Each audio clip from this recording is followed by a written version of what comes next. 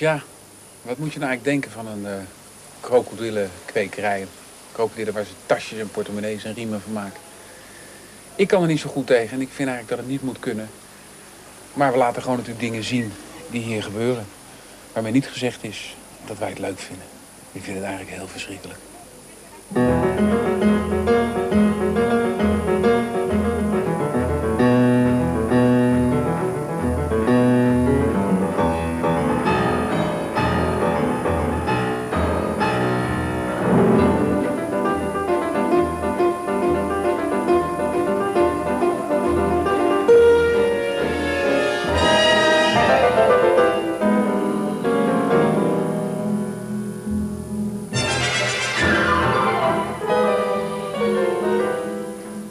Do you have by yourself a crocodile bag or a crocodile coat?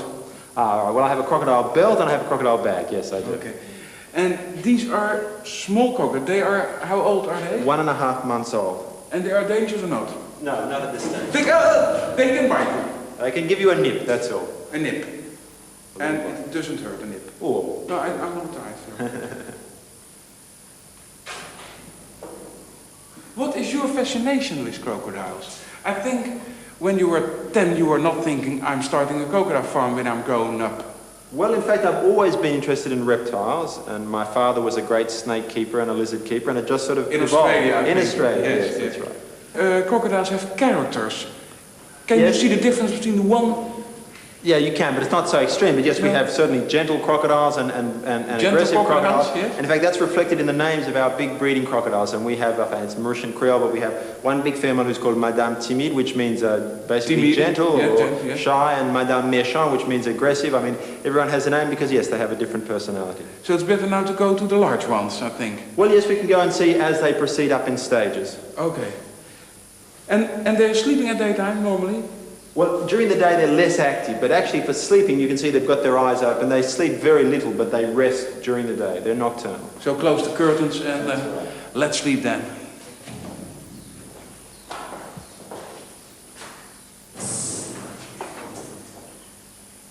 It sounds so strange for me, but perhaps I'm a child of the green movement in Europe, you know. It's, yeah. Can you understand what I mean? In fact, yeah, I can. In fact, although I can see some rationale for saying, well, crocodiles are lovely animals and we shouldn't use the skins. The fact is that if you are farming crocodiles, then eventually we're going to have the stage in the world where the entire demand is satisfied by farm crocodiles. And let me say, for example, in Madagascar, a skin of a crocodile this size for just a village person, he can get about $30 for that. And $30 is already the wage of a government employee for 1 month, which means that people in Madagascar will go along a river system all the time and they will exterminate every single last crocodile because it's a lot of money for them, $20 or $30, and as a result of that, crocodiles are being pushed to the point of extinction. Whereas if you farm them, then you can stop completely the use of these wild skins.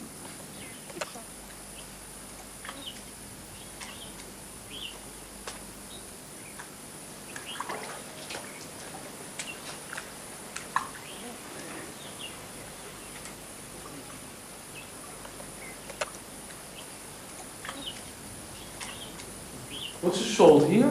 All right, well in fact this is the way you prepare the skin. Once you've removed the skin from the crocodile, you have to salt it to dehydrate the skin. And you salt it for 6 days, about until you get a 10% shrinkage. Then you roll it up and you export it to France, and that's all there is to it. And you can see here we have some back skins. Back skins, the back of the crocodile. Where can you use that for? Right, well the French don't buy the back skin because it's very thick and it's hard to work. So all we do in Mauritius with that is you can manufacture belts. As you, with a bit of imagination, you can manufacture a nice belt with that, or you can make other small things like that. But this the French won't buy. So this is a pure byproduct. Yeah.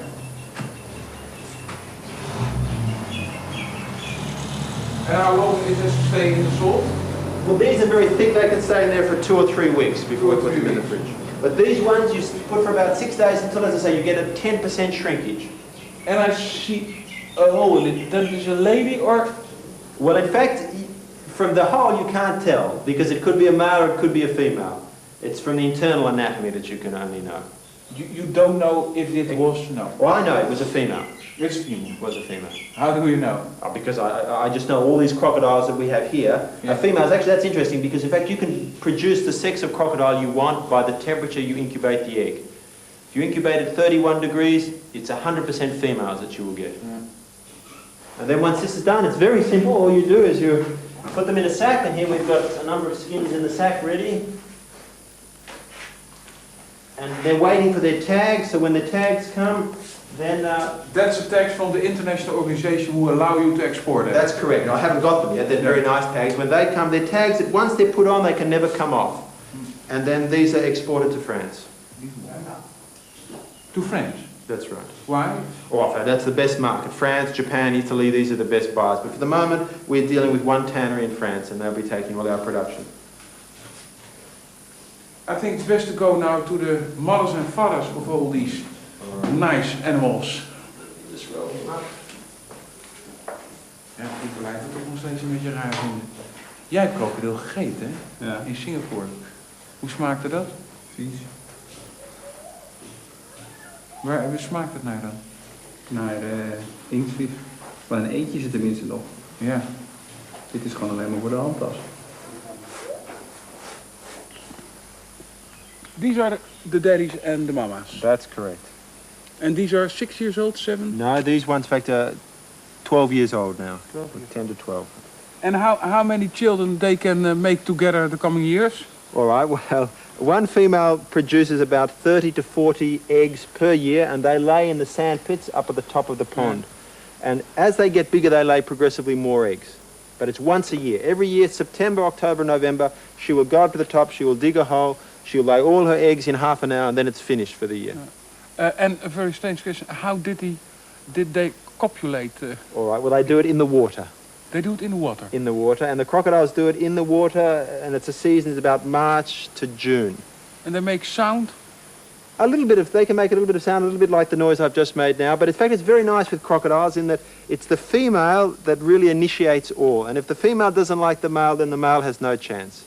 Oh, what is the fastest speed they can walk? All right, well, in fact, when you look at a crocodile, it looks like a very sluggish animal, but they can move very quickly if they want to. Yeah. Why are they going now in the water? All right, well, because your sound man has got a furry stick, and I don't think they've seen very many furry sticks before in their lives. They're a bit show nervous. the furry thing, David. So the crocodiles are seeing now this. So, and perhaps show the crocodiles the furry stick.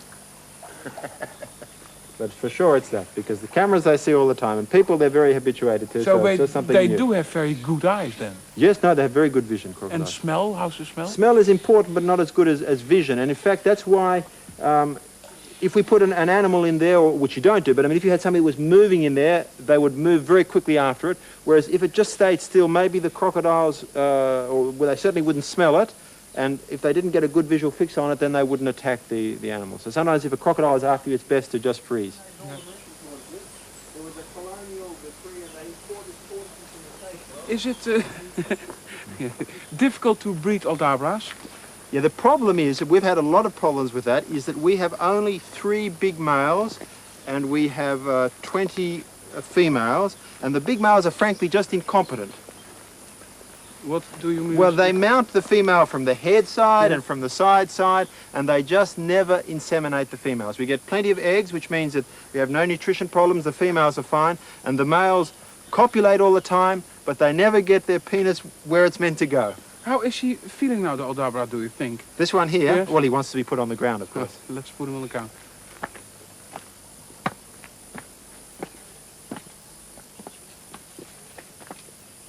Bring this little fellow along.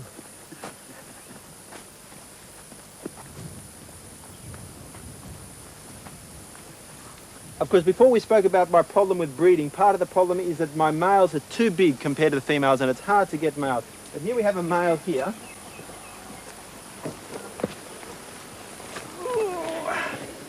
I'll just lift him around. Underneath, he's got a very long tail, if you'll let me get at it. He's got a very fleshy tail here with a groove. I don't know if you can see the groove. Oh, there's... Can you see the groove there? That's his penis. No, but the penis slides along the groove. Oh, yeah. And it's got a little point at the end for stimulating the female, and the penis slides out, and the penis, I mean, it's the other way around, but the penis would come out to about there. So therefore, you have to come over here. Yeah. He's on the back of the female, and the penis goes right inside the female underneath here. Okay, you turn him. This one that we can see is the back of the... Can you turn... Turn her over, you mean? Yeah. No, don't turn him over. No, so, yes. Well, this is a female, of course, and she's, her sexual opening is the same as for her. It's her anus, it's there. Can you see, Thomas? Yeah, I can see. it? So she has a very short tail. This is a female, and the male has the long tail. Now, of course, if the female doesn't stand up, then the male gets nowhere. Okay. And you can imagine, this male here, he's so big compared to this female that he just crushes her into the ground, you see. You can stand on him. Yes, you can stand on him. She takes a lot of weight.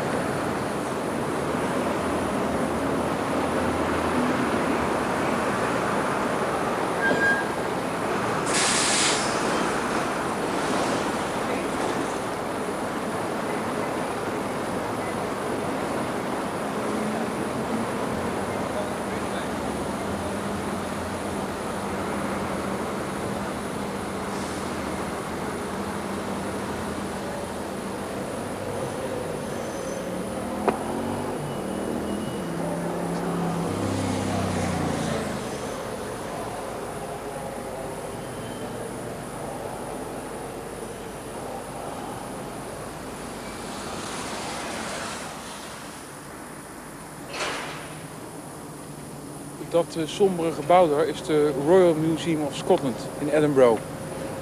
En daarin staat een geleerde op ons te wachten die de wereld in 1990 verbaasde met een geheel nieuwe dodo, een hele andere. Laat maar eens gaan kijken. Dr. Andrew Kitchener is curator zoogdieren en vogels in het Royal Museum of Scotland. En hij heeft een geheel nieuwe theorie ontworpen over de dodo. Andrew, this is the old reconstruction copy of the Mauritius dodo. And it's a good one or a false one? I'm not saying it's a false one, but I think there are a lot of anatomical inaccuracies about it. For example, the head is far too inflated. It looks like it's been pumped up with a bicycle pump. I think the shape of the beak is quite incorrect as well. And I'll show you the reason for that later. Yeah. Also, if we look around here at the tail, you'll see it's halfway up the back, which also seems to me to be the wrong position for the bird's tail. But and also, as we will see later, I think it's far too fat. But how do you know all those things? Well, I obviously... Have you seen a photograph of the original I wish dodo? I had. It would have saved me all this trouble. Yes. No, what I've done is to look in detail at the anatomical evidence that is available, and from that try and find ways of finding out how much a living dodo weighed. Just an average size one. Not the biggest one or not the smallest one, but the one in the middle. Okay, you were not interested in sources from the 16th and 17th century, only in the biological, ornithological logics. Well, obviously I looked at those, but there are a great deal of inconsistencies. Some people are saying dodos are quite fat, others are saying quite thin. On the basis of that, people have suggested that there was a seasonal fat cycle, that during part of the year the dodo was fat and the dodo was thin. So what I did initially was to get all the copies of illustrations that I could, and I arranged them in order of time. And the pattern that came out was that all the early dodo pictures before 1626 appeared to show thin birds or moderately fat birds, but whereas all the ones after 1626 showed these really great hulking fat things. Yeah. Here there is a plaster of the original Oxford dodo head. That's right. Yes. And you can see... So, if you compare it with this reconstruction copy, you can see that and the model is anatomically quite incorrect. In most birds, the skin on the head follows very closely the shape of the cranium. There must have been an awful lot of flesh added on here to get this shape. And as you can see from the cast of the head, it couldn't have been that shape. You'll also notice that the beak is longer. The beak is longer Yeah. and straighter. Yeah. What is lost from the Oxford head is this keratin cap, this keratin sheath. But if you look again at the bone, you will see that it's very richly supplied with blood vessels, so that we know that a thick layer of keratin could grow there. But where's the hook? There's no hook on the Well, Oxford. this has fallen off. But it's fallen And you off. can, if you How look do you very know clo- that? That's fallen off? I've looked at the specimen. Yeah. And Me if you look very close, you can see where it has just it's just fallen off. It's just come away, and it certainly shouldn't be as thin as the specimen shows in Oxford. It's just been lost. But you decided a few years ago, I think, to make a new specimen. Yes, we're opening a new exhibition on nature conservation here next year in '92, and we wanted to have something special to put on display, and so we decided to do a new reconstruction of the dodo.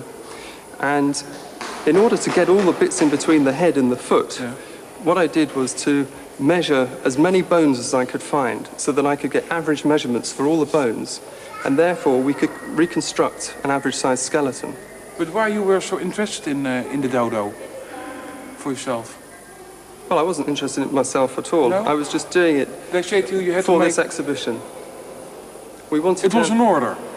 It was, It was an order. it was Make an a new order. dodo. Make a Yes? dodo, yeah. Yeah? And I didn't want to end up with something like this. I wanted to look at it from the very basics and see if anything else would come out. And here is your first copy of the new dodo. That's right.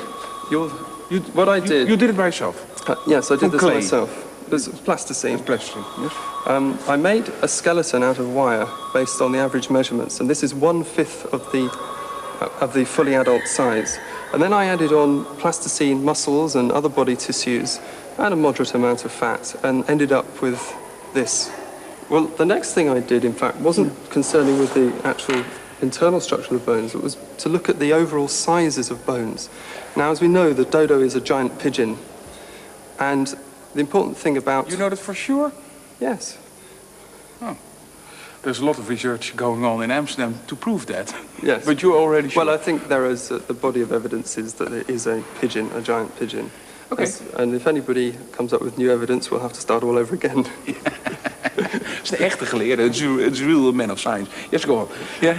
And so what we did, or what I did, was to look at how the leg bones change in size given the changing weight of different types of pigeons. So we went from the very smallest pigeons, like the diamond dove from Australia, up to the largest living pigeon, which is the crown pigeon of New Guinea. And look at how the leg bones change in size with changing body weight. And I also did this for another family of birds, the parrots, because the largest member of the parrot family is, like the largest member of the pigeon family, flightless. And what I did from that was use the information I had on how the leg bones change with body size to calculate a weight for the flightless parrot. And it was exactly what you'd expect from the data in the literature. So I did the same with the dodo. And this again confirms a body weight of about 13 kilograms. So it confirms the model weight.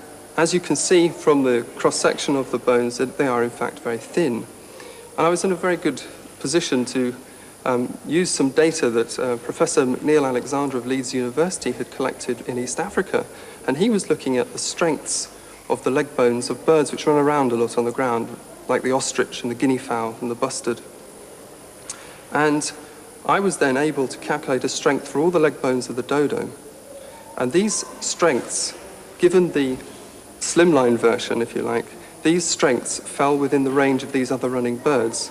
But of course, if the dodo weighed twice as much, they wouldn't, and that would say the dodo couldn't actually run around very fast. But very fortunately, a Dutchman was shipwrecked on Mauritius, on a small island off Mauritius in 1662, and he described the dodo as, although it had very small wings or winglets, it could run around very fast. You use now one source that shoots you. And But- that's very dangerous in science, you know. It is, but Yes. there again, nobody else bothered to describe the behavior of the dodo. But you never use sources from the past, and now it shoots you. You I'm say, just yes, saying- there is one Dutchman. Well, I'm just saying that that is the only observation that we have, because nobody described the Yeah, but- behavior. But I'm not saying that that's the final proof. It's not. Okay. This is not the final clinching piece. It's lots of things fitting in together, which confirmed. So on the basis of the average skeletal measurements, and also the evidence that we know from the Oxford head and the London foot, we produced a life-size version. But this is a naked one. Of the naked one. This is the naked one. And that's just to give you an idea of the anatomy of the bird and how we've fitted the muscles onto the skeleton that you can see over there. It's a dodo as a sport car. Well, as I say, a Dutchman described them as running around very fast, so this could run around very fast. And so we've covered this in feathers, and you end up... And show me the new one. Final version. Brand new slimline dodo. It's your, the copyright is yours? The National Museums of Scotland. Ah, it's not your copyright.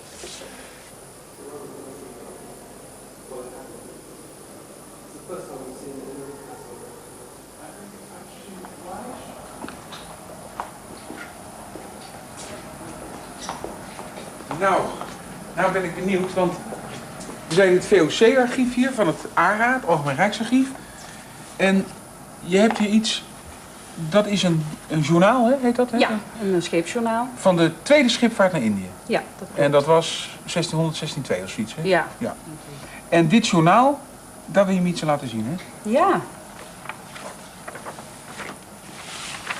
Jammer, dat etiketje. Ja. Dit is aan boord geschreven, schreef dat echt aan boord? Of naar de hand? Dat denk ik dat voor een groot gedeelte. Waarom moesten ze dit eigenlijk doen? Ze moesten dit doen, hè? Dit zijn die oudste reizen van de VOC. Er waren tekenaars aan boord om dus de kustlijnen in kaart te brengen. En dat was natuurlijk heel belangrijk. Het was allemaal onbekend gebied in 1598. En dit moesten ze inleveren? Dit moesten ze dan later inleveren bij de VOC. En de VOC had dan kaartmakers in dienst. En er werden dus echte paskaarten, echte zeekaarten gemaakt. Dus dit is hoe de wereld eruit ziet, dat weten we uit dit soort dingen. Dat weten we uit dit soort dingen. En hier, daar kwamen de atlassen van Blauw weer van. Hè? Die gebruikt de informatie hier ook uit. Ja. Dit is altijd in Nederlands bezit geweest? Dit is altijd Nederlands bezit geweest, ja. En hoe is het in het Rijksarchief gekomen? Wanneer is het VOC-archief direct al? Het VOC-archief na de opheffing in 1795 zijn de rechten en plichten die zijn overgegaan naar de Staten en Nederlanden. En ook de archieven. Dus het is eigenlijk altijd rijkseigendom gebleven. En hoeveel mensen komen hier nou? Komen hier veel mensen het VOC-archief? Er komen ontzettend veel mensen naar het VOC-archief. Vooral ook heel veel mensen uit Aziatische landen. Ja. Omdat het dus voor die landen vaak de enige informatiebron is over hun eigen geschiedenis in de 17e en in de 18e eeuw. Nou zijn wij met dat vogeltje bezig. Vogeltje, ja. Zo groot. Ja. De dodo zijn maar heel weinig plaatjes van. Er zijn bijna geen plaatjes van mensen die hem levend hebben gezien. Er zijn maar heel weinig plaatjes. Maar jij wil die eens laten zien. Ja, hier staat een hele mooie... Zij zijn dus op Mauritius geweest? Daar zijn zij geweest, ja. En wat zagen ze? Ze zagen schildpadden. Daar zagen ze van alles. Ja, schildpadden uiteraard. Ja, leuk, maar nu even niet. En dit zijn die kustlijnen, hè? Die hier. Ja. Die dus dan... Kun jij dit lezen? Dit handschrift heb ik altijd zo'n vreselijke moeite. Maar kun je dit nou bijvoorbeeld lezen wat hier staat? Ja, het eiland. Ja. En dan een hele moeilijke naam van een eiland. Ja. Maar dit hoor ik wel te kunnen lezen. Heb je daar les in gekregen? Ja, op de archiefschool leer je dat. Ja? Dat zou ik ook eens willen leren. Ja, dat is leuk. En... Archiefschool? Waar is er een archiefschool? Ja. Waar is die dan? Die was vroeger in Utrecht en die is nu hier in Den Haag. Dat is nu niet meer. Het is niet waar, het is niet waar. De dodo's van op Mauritius. Kun je iets... Het is onvoorstelbaar. Ja. Laat even... Moet je even zo kijken wat er staat, maar... Ja. Oh, dit, kijk eens. Hier loopt hij. Schattige kop. Niet afgemaakt, hè? Nee. En nee, ook bij deze is dat ook een beetje. Dan zie je ook een met potlood, ook hier. Heeft eerst een andere gestaan. Hier had hij hem te hoog opgezet. Hij kon de kop er niet meer op krijgen. Ja. Even kijken. Nou zag ik nog even net iets hier. Dit lijkt wel de Rodriguez-dodo, de solitaire. Maar volgens mij is deze reis niet op Rodriguez geweest, dat weet ik zeker. Maar hij lijkt ontzettend op solitaire. Even kijken. Dit is veel. Kun je een beetje lezen wat hier staat? Jij hebt de archiefschool gehad. Ja, met diploma en al dus. Ja.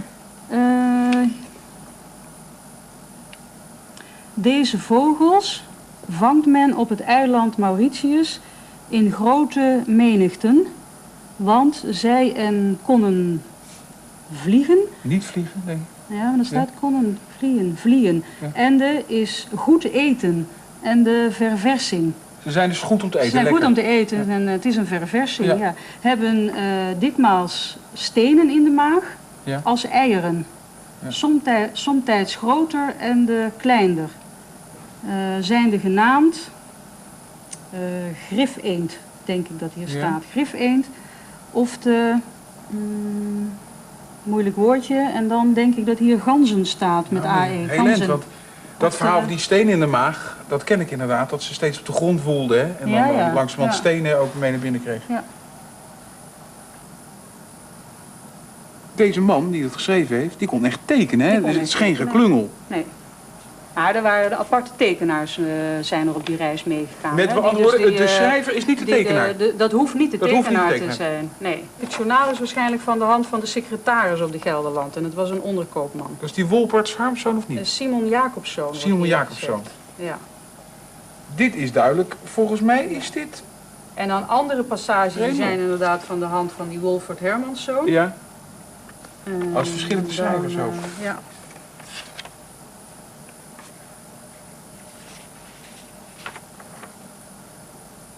En dan hebben ze het over de tekenaars der landopdoeningen en kaarten, dat die het getekend zouden hebben. Maar... En misschien heeft secretaris Simon Jacobszoon ook een aandeel gehad. Dus in de tekening. Ze weten niet goed wie het Ze weten niet goed wie het getekend heeft, nee. Maar ze hadden toen dus, het tekeningetje is toen niet gereproduceerd, hè? Nee. In die tijd. Het heeft heel lang geduurd voordat de gewone mensen de doden kregen te zien in plaatjes. Ik ben heel jaloers. Dat jullie dat hebben en ik niet.